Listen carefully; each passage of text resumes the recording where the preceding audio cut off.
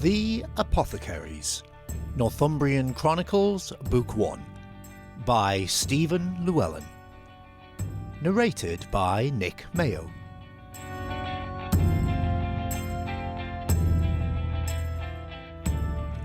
Chapter 1. A Cold Day in Warm Stirrup. All life, indeed all things, came from the stars. Eons passed, alternating between silence and violence, until one day a creature was born to ask why. Throughout meagre human history, this has proved a most dangerous question, at some times more than others. The European Middle Ages proved one such time. Some say there's no such thing as bad publicity, but for a 14th century healer, even the good kind could land you in trouble, often fatally, and that was the rub. The mediocre status quo in which the men and women of early medicine became ensnared. Progressiveness with caution, tempered with traditionalism, was the only way to inch forward. To do otherwise was to risk being branded a heretic or a witch. Most cleaved to the belief that there was nothing new to medical science since Galen's charming four humours of black bile, yellow bile, blood and phlegm. It was safer. Consequently, there was often little solidarity and little progress. The Church saw to that. One creature, born to ask such questions, stared up at the stars from which he was made. He often wondered why. In fact, on that occasion he was wondering why he was lying in the freezing February mud, looking up at the stars. The heavenly spectators winked knowingly to one another, but offered no explanation, so the young man ignored them. Confused, he sat up, blearily refocusing his stare towards the door hanging broken from its hinges. Judging by his trajectory, he was surprised how little he hurt, although he suspected the morning might bring a degree of re-evaluation there, along with the more certain pain of a bill for damages. The frigid night air tasted of hearth smoke, made more bitter yet by the sounds of raucous laughter carried from inside the tavern. However, of more immediate concern was the chilly wetness creeping into his nether regions, despite the insulation provided by a skinful of ale. He groaned, his befuddled mind catching up to realise that, if he wished to stop further numbness pervading downstairs, he should probably get to his feet. Standing stiffly, he swayed with the alcohol-y wobbles before eventually tottering away home, down narrow streets and dark alleys, back to his workshop. Perhaps workshop was to overstate his situation. Contemptuously familiar and always greeted with a sigh, the rented hovel with its rickety door housed all his worldly goods. In the bleak starlight he read, "Harry Bones, apothecary to the nobility," the block lettering daubed by his own hand in yellow ochre, faded now after 3 years. In the far northeast of England, nestling within the little town of Warm Stirrup, the single room fronting onto Scrubber Alley was both workshop and home for Harry. Known locally as Harry the Cough, he was famous for his Harry the Cough's inside and out when in doubt, the all-in-one cough syrup and ointment. It had not always been so. Harry ran away to Warm Stirrup precisely because he was unknown there. Scrubber Alley had been all he could get back then. Although far from the more affluent quarters, the back streets and alleyways around Harry's hovel were not completely without their attractions.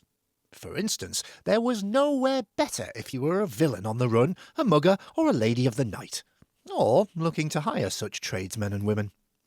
They led such exciting lives there too, soaring one day, diving the next. Banally straddling the breadline day after day, Harry often wondered whether he should retrain. Surely he deserved better. 3 years, he pondered aloud. Where had they gone? When asked why he stayed in Scrubber Alley, he would invariably respond, you get used to it. But it was no answer, not really, and he never did. The cramped alleyways of Warm Stirrup had simply been safer than what he left behind. That was back in 1396, but by the year of our Lord 1399, things were changing. Indeed, some might say becoming downright perilous. The Earl, Lord Henry of Warmstirrup, who ran the entire region and owned most of it, had a hard choice to make: support the king or his friend who would be king. It was something like a state secret, so naturally the whole town discussed it openly. Opinions flew left and right, but one thing on which everyone agreed was that hard times were coming. When great men like Lord Henry faced difficulty, they usually spread it around to the extent of their greatness, forcing it onto all who lived under their writ. It was ever thus. Forcing open his sticking front door was about Harry's limit, and he did so keenly aware that his business image left much to be desired, just when he most needed to shine. For, though the armed men gathering at Warmstirrup Castle presented a rising concern for the townsfolk, Harry the Cough's interest in them was more prosaic. So many men, with more arriving each day, all locked within castle walls, or more specifically, locked in with castle latrines, meant sickness, and sickness was Harry's business. Winning the castle contract to supply his medicines and expert knowledge in wartime could change his circumstances forever. More than the money, it was really about reputation, because with reputation came connections, and those would provide the key to unlock his future. Perhaps it was selfish, but the town's greatest fear was his greatest hope, and had kept him going, until today. Ale consumed earlier now seemed less medicinal, as freezing hands fumbled with flint and candle. Eventually, a yellow glow filled his hovel, and was the only warmth he would feel this night. Looking back to the open door, he was tempted to break it up and throw it into the hearth, but knew he would regret it once the fire burned low. Shaking his head, he put his shoulder to it instead, closing out the night with a creak and a scrape. The bitter draught reduced from a numbing wall of cold to several icy blades that probed for him through gaps in the planks. Earlier that day, Harry's morning started rather well. After selling a family-sized jar of inside and out to a wealthy merchant and customer of some years, he looked forward to an appointment with a master mason later that afternoon, an important man with 2 sickly apprentices. However, on the way out, his wealthy merchant imparted some disturbing news. "You'll have heard about your competitor's latest venture then, young Master Bones?" The merchant was a large, completely bald man named Bavol, whose business was in sail canvas. While his workshops and warehouses were on the coast a few miles east, he retained a large, fashionable townhouse in Warmstirrup. Bavol also made it his business to know everyone else's, so Harry's ears pricked immediately. With a casual air to hide his concern, he asked, "What's he up to now? I've not caught wind of it." Bavol tutted and smiled, pleased to convey his knowledge of other people's affairs. "Dear me, Master Bones, you really should stay abreast of your competitor's doings." He leaned in conspiratorially. "He's got street children running all over town for him, fetching and delivering. Sounds like an impressive new service. You should get into it." Harry attempted a nonchalant smile. Not sure if his grimace passed muster, he nevertheless thanked Bavol for the advice. You should get into it. The merchant's words rang around his head again and again. Get into what exactly, and even more exactly, with what? Harry barely had the wherewithal to employ a beggar to take away his scraps, not that he could afford any scraps. Reaching a decision, he shut up shop for an hour. This was no time to sit about. A little investigation was called for. It was a beautiful morning, too, filled with early sun and promise, as he set off across town with purpose. Even so, his competitor's latest scheme gnawed at him. Harry knew that the man would stop at nothing to get his greedy hands on the castle work he himself needed if he was ever to escape Scrubber Alley. The weather, tracking his mood, quickly gave way to black clouds and icy rain. The walk took no more than a few minutes, just long enough to become soaked through to the skin, as it happened.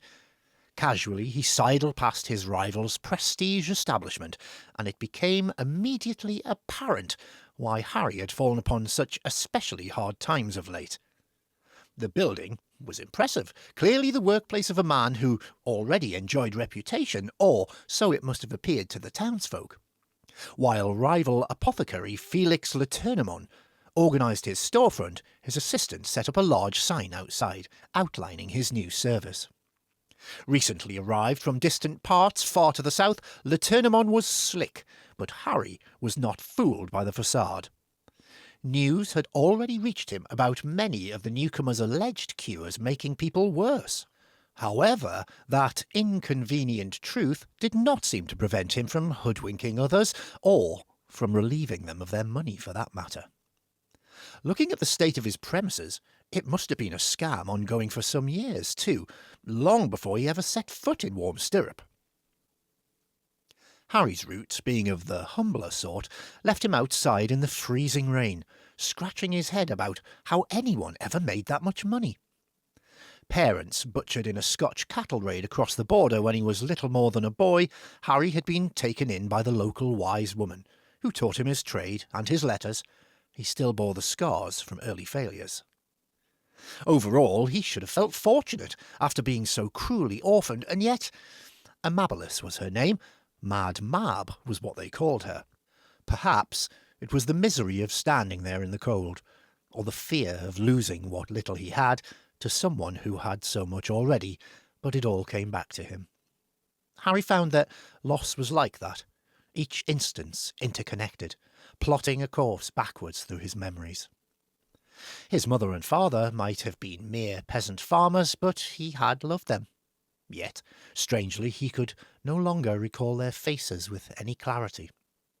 On the other hand, the fact that their lives were worth less than a stolen cow was something he would never forget. Maud and Hugh. They had simply been mum and dad to him, young as he was. He remembered trusting them, and then they were gone. Bitterness in his heart, he turned towards the castle gatehouse, just opposite his competitor's new premises, that were naturally located in the richest quarter, a location the locals had recently been calling Dispensary Street. Harry really had to grit his teeth over that. Anyone of worth demanded more than the protection of town walls. Should push ever come to shove, they wanted to be within a short dash of the castle itself. Harry's hovel was in what was known locally as the Sprawl, and not even inside the town walls, let alone near the castle. He harboured no doubts at all that should Warm Stirrup come under siege, his invitation to the keep would be lost by messenger. It was a scenario growing in people's minds, becoming more acute every day. Meanwhile, Lord Henry continued to build his forces, a natural response to the whiff of civil war in the air.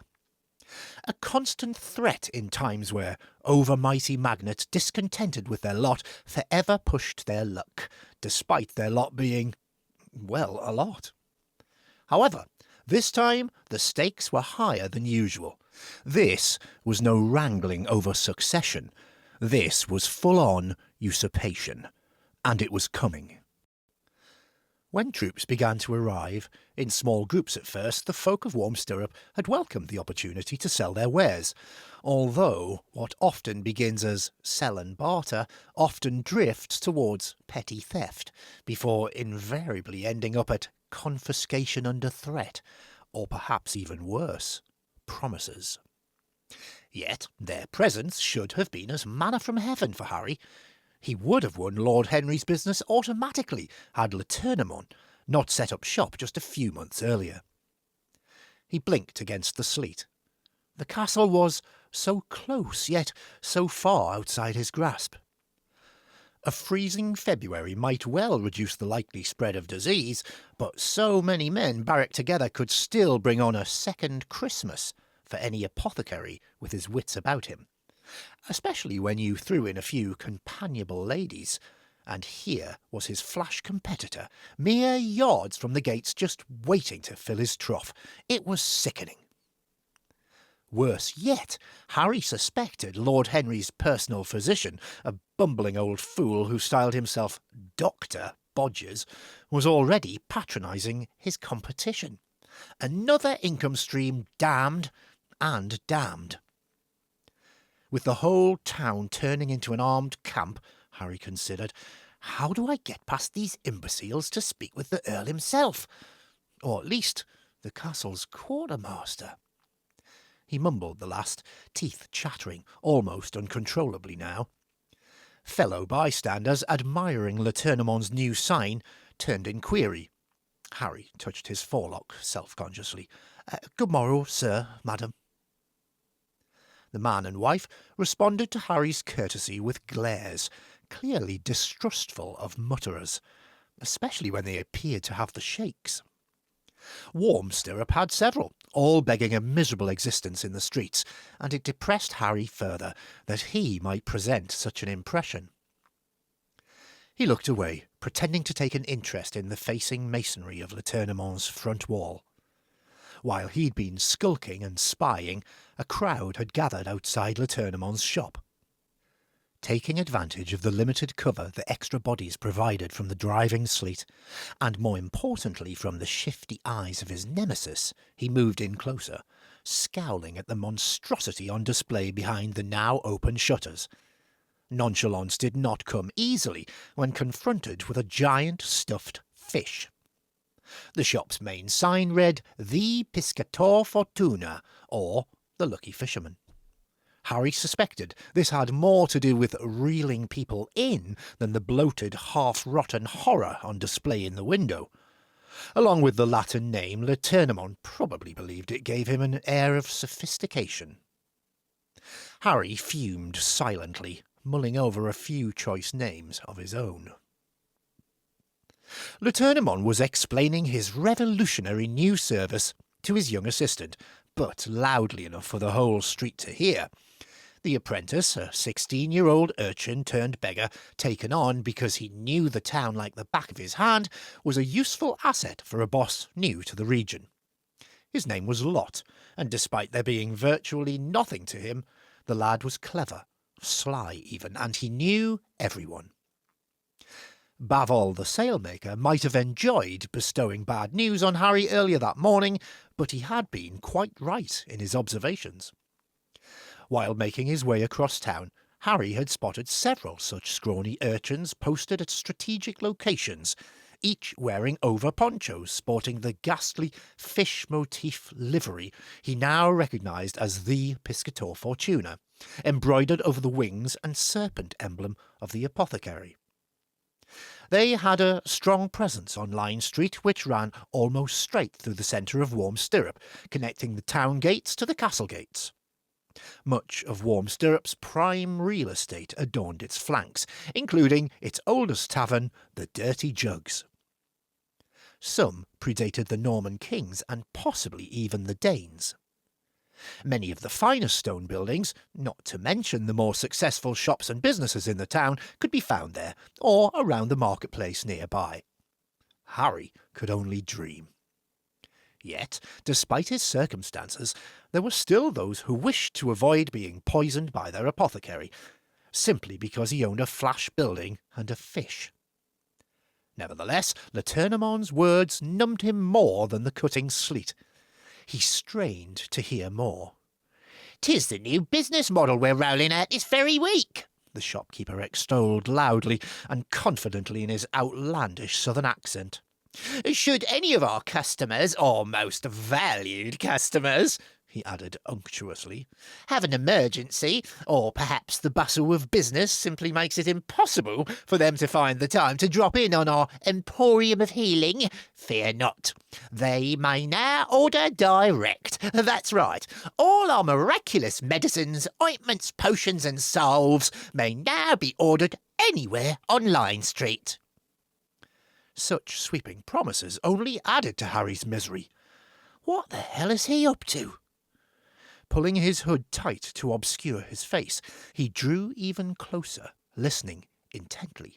"Now, customers may simply grab one of our liveried urchins stationed along Line Street, or from one of several other prominent locations about town, to place their orders or repeat prescriptions. Having instructed one of our specialist runners, they can then leave the rest to us. Their medicaments will be delivered to their very door, as it says on our advertising board, within a day and a night. The enthusiastic audience outside the Piscator Fortuna was growing.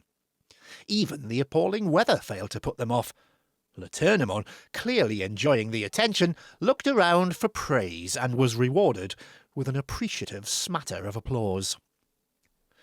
Harry used the distraction to slip in close enough to read the sign's small print before fading away. At least, that was his intention. Lot spotted him, pointing him out to his master. Harry gritted his teeth.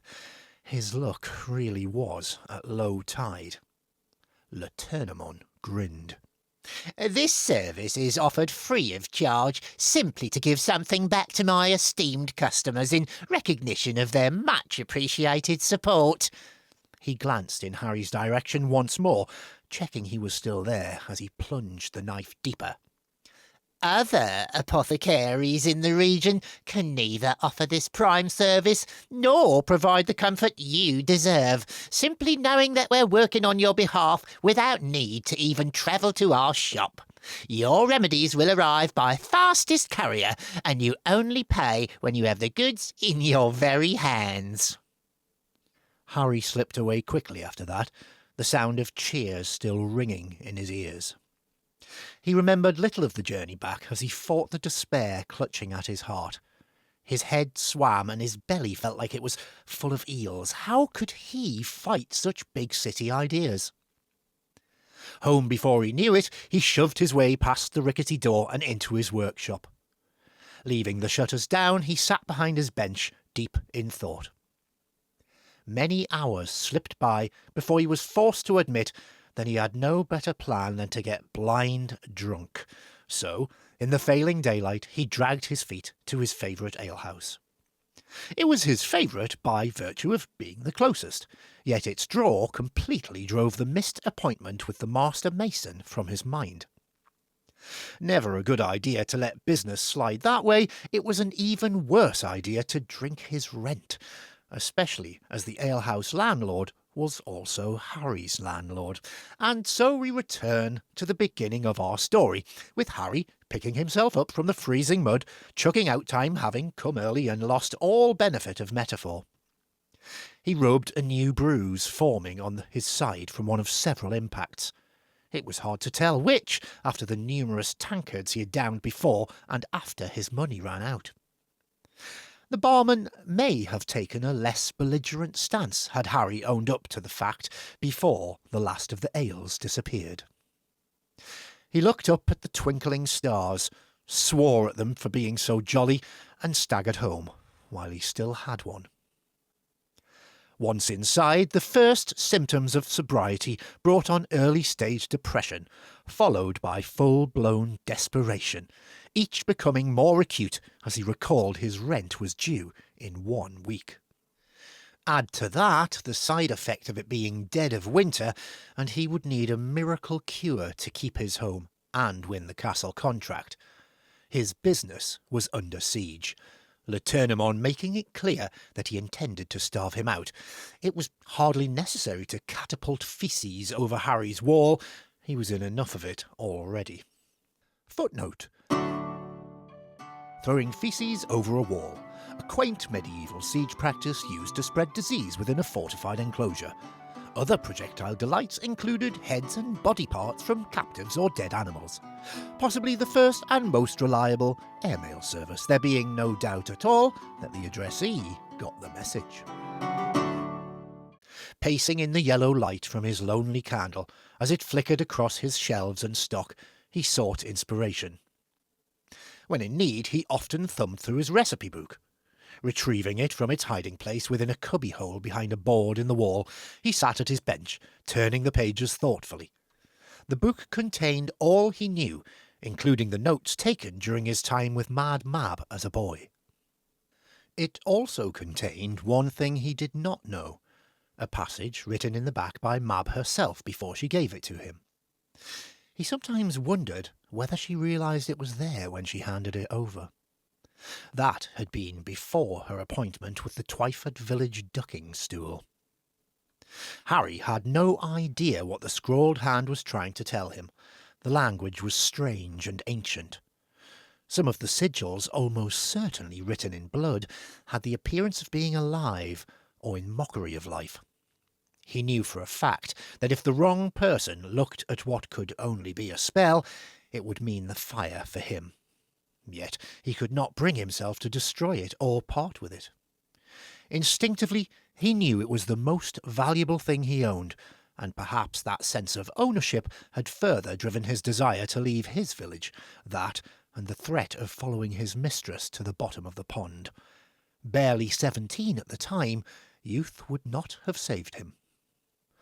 Learning, such as that shared by Harry and his old mistress, bordered on heresy in a time when, for a woman at least, even being unmarried attracted all kinds of unwanted attention.